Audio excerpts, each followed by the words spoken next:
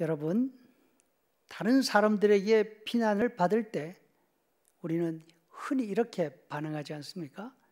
내가 뭘 잘못했다고 난리들이야? 내가 누구를 때리기를 했어? 남의 것을 훔치기를 했어?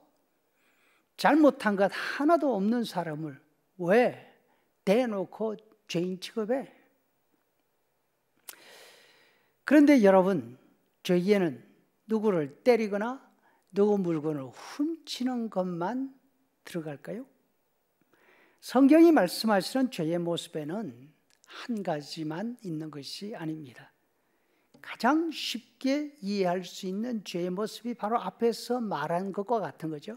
금지된 선, 법을 넘어가는 것, 그것이 바로 죄입니다. 사람들이 함께 살아가는 사회에서 가장 중요한 법 가운데 하나는 다른 사람에 대한 배려, 존중의 원칙입니다. 다른 사람들의 신체에 대한 권리를 존중해 줘야 합니다. 때리거나 해를 입히면 그 권리를 침해하니까 죄입니다. 다른 사람의 재산에 관한 권리를 존중해야 됩니다. 속이거나 힘으로 다른 사람의 재산을 뺐으면 그것도 죄입니다. 그러나 다른 모습이 또 있습니다. 정해놓은 선을 넘어가지는 않았지만 정해놓은 기준에 도달하지 못하면 그것도 죄입니다. 예를 들어 회사에서 자신이 감당해야 할 일이 있지 않습니까? 그런데 그 일을 다 하지를 못하면 책임을 져야 합니다. 계약 위반이죠.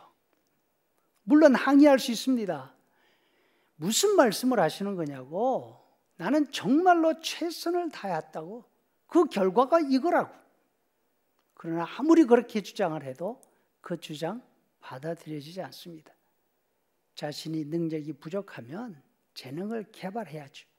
그 일을 감당할 수 있는 능력을 갖춰야 하는 것이 책임입니다. 또 우리가 생각하지 못하는 면이 하나 있습니다. 그것은 바로 빚이라는 것입니다. 빚진 사람은 그 빚을 다 갚을 때까지 채주에게 죄인입니다. 어떻게 그런 일이 있을 수 있느냐고요? 예수님의 비유 가운데도 빚 이야기가 여러 곳에서 나옵니다. 여기 빚진 사람이 하나 있습니다. 채주가 그 사람을 고발합니다. 재판관이 빚을 갚지 못한 사람을 감옥에 가두도록 판결하면서 이렇게 말합니다. 마태복음 5장 26절 말씀, 진실로 너에게 이르노니 네가 한 푼이라도 남김없이 다 갚기 전에는 결코 거기서 나오지 못하리라. 또 어떤 사람이 주인에게 엄청난 빚을 졌습니다. 갚을 능력이 없습니다. 주인이 이렇게 명령합니다. 마태복음 18장 25절 말씀, 갚을 것이 없는지라 주인이 명하여 그 몸과 아내와 자식들과 모든 소유를 다 팔아 갚게 하라. 여러분, 빚이 이와 같이 엄청난 무게를 가진 죄가 됩니다. 물론 성실하게 살아가는 우리들은 이처럼 정해진 기준을 어겨서 죄를 범하거나 자신의 책임을 다 감당하지 못해서 죄를 범하는 경우 흔치 않습니다. 그런데 누구에게든지 진 빚이 있으면 그 빚을 다 갚을 때까지 죄인입니다. 여기에서 또 이렇게 말할 수 있습니다. 난 아무에게도 빚진 것이 없습니다. 하지만 우리가 지는 빚은 금전적인 채무에만 해당하는 것은 아니지 않습니까? 누구에게든지 도움을 받았으면 그것이 바로 빚입니다. 사람은 누구나 부모에게 빚진 사람입니다. 물론 부모가 원망의 대상이 될 수가 있습니다. 노래가사처럼 어머니 왜 날 낳으셨나요? 자기의 환경 때문에 부모에게 원망할 수 있지만 그럼에도 불구하고 사람의 존재 자체가 부모에게 진 빚이 아닙니까? 성인이 되기까지 부모님은 물론이고 주변에 있는 많은 사람들에게 도움을 받았기 때문에 성장했습니다. 우리는 이것을 한 단어로 표현합니다. 은혜. 이러한 은혜가 바로 갚을 수 없는 엄청난 빚인 것이죠.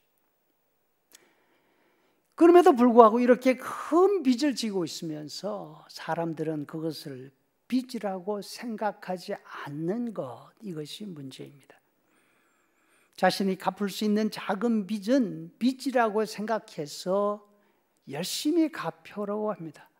반면 갚을 생각조차 할 수 없이 엄청난 빚은 은혜 혹은 사랑이라는 말 뒤에 숨어서 갚지 않으려고 하는 것이죠.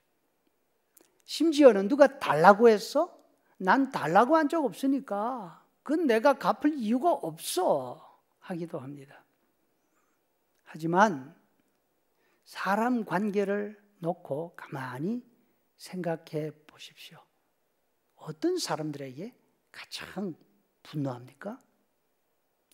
기껏 잘해주고 나니까 뒤통수 치는 사람이 있으면 그 사람들에게 가장 크게 분노하는 것이 우리의 모습이 아닙니까?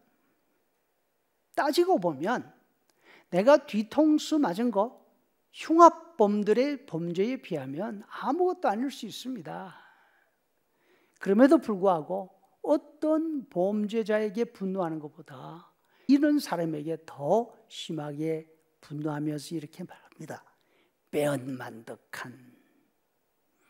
우리는 선뜻 인정하지 않고 있지만 알고 있습니다. 은혜를 입어놓고 그 은혜를 잊어버리는 것, 그 은혜를 부정하는 것이 얼마나 큰 죄인지 말입니다. 마태는 주기도를 우리에게 가르쳐 주면서 죄라는 말을 빚으로 표현하고 있습니다. 죄인을 빚진 자라고 말하고 있습니다. 12절 말씀, 우리가 우리에게 죄 지은 자를 사하여 준 것 같이 우리 죄를 사하여 주시옵소서, 이렇게 되어 있죠. 이 말의 원래 뜻은 우리에게 죄 지은 자는 우리에게 빚진 자입니다. 우리가 용서받을 죄는 우리가 지고 있는 빚이라는 단어인 것입니다. 성도 여러분, 우리는 하나님의 은혜로 살아갑니다.